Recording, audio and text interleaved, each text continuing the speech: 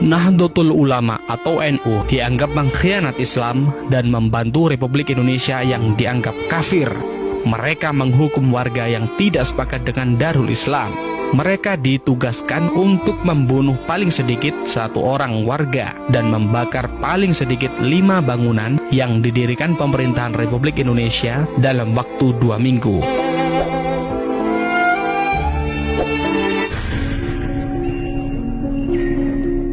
Sepulang dari Bandung menuju Jakarta, Kiai Idham Khalid, Ketua 1 PBNU, menginap di Puncak. Tiba-tiba, gerombolan DITII menembakinya dari arah perbukitan.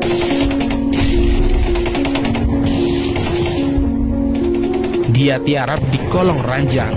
Untungnya, segera datang bantuan tentara dari Cipanas. Kontak senjata berlangsung berjam-jam. Mereka lari menjelang subuh dengan menderita banyak korban jiwa dan luka-luka. Di pihak tentara juga ada yang terluka.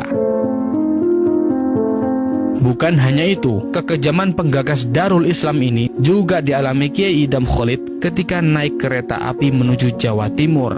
Beliau ditembaki gerombolan DITII antara Gambir dan Pegangsaan. Beruntung, peluru hanya mengenai ujung kopiah ajudannya. Sasaran tembakan pastilah saya, menteri yang mengurusi keamanan. Begitulah kata Kiai Idham Khalid dalam buku Tanggung Jawab Politik NU dalam Sejarah.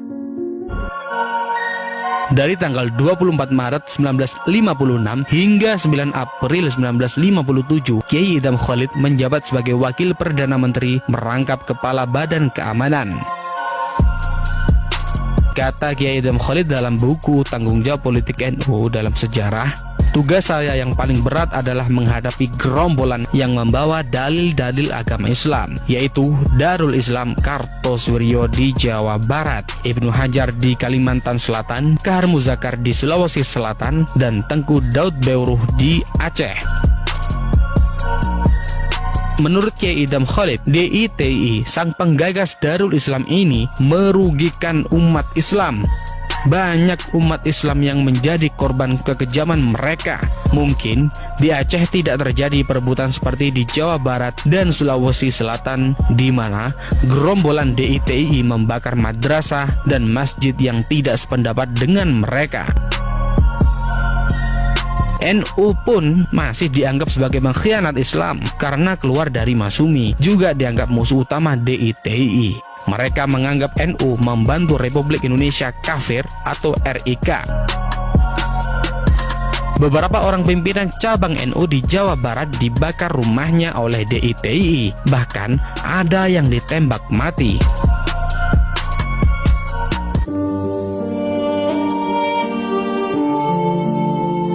Sejarawan Cornelis van Dyk mengungkapkan bahwa pada bulan Juli 1953, DITII melancarkan aksi serentak.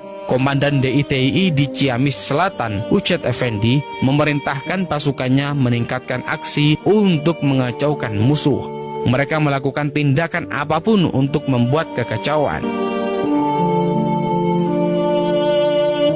Kata sejarawan Van Dyk dalam buku Darul Islam, sebuah pemberontakan, Angkatan Kepolisian Negara Islam milik DITII ditugaskan untuk menghukum warga yang tidak sepakat dengan Darul Islam. Mereka ditugaskan untuk membunuh paling sedikit 1 warga dan membakar paling sedikit 5 bangunan yang didirikan oleh pemerintahan Republik Indonesia dalam waktu 2 minggu. Ancamannya, bila ada anggota yang gagal melakukan aksi ini, akan dituntut secara hukum.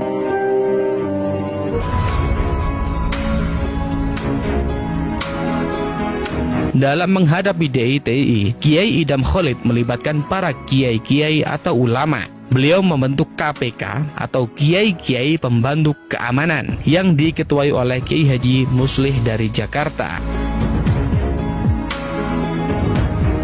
Anggotanya ditunjuk 1 orang dari masing-masing wilayah di mana terdapat pula DITII. Khusus untuk Jawa Barat sebagai daerah yang paling luas dikuasai DITII, KPK menunjuk 2 orang wakil, yaitu Kiai Haji Dimyati dan Muhammad Marsid. Anggota KPK lainnya antara lain Kiai Haji Baidowi Tafsir dari Jakarta, Kiai Haji Malik dari Jawa Tengah, Kiai Haji As'ad Syamsul Arifin dari Jawa Timur, Kiai Haji Ahmad Sanusi dari Kalimantan, Kiai Haji Zahri dari Lampung, Kiai Haji Yusuf Umar dari Sumatera Selatan, Kiai Haji Kahar Ma'ruf dari Sumatera Tengah, Tengku Muhammad Ali Panglima Pulen dari Aceh dan Sumatera Utara, dan Kiai Haji Abdullah Yusuf dari Sulawesi.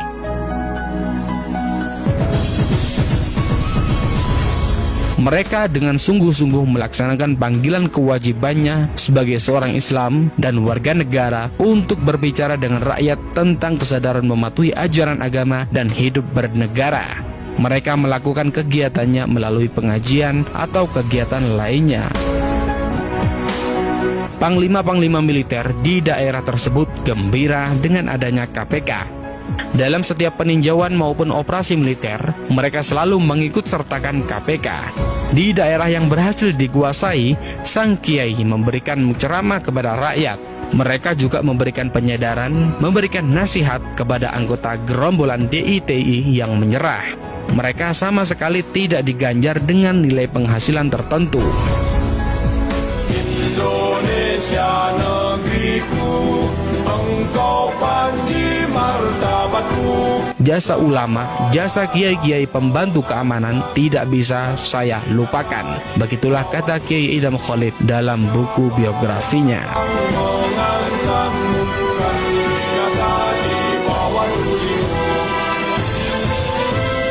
Itulah kekejaman dan teror DITI terhadap NU. Bagaimana Anda memaknai peristiwa ini? Salam mata hati pemuda, salam jas merah.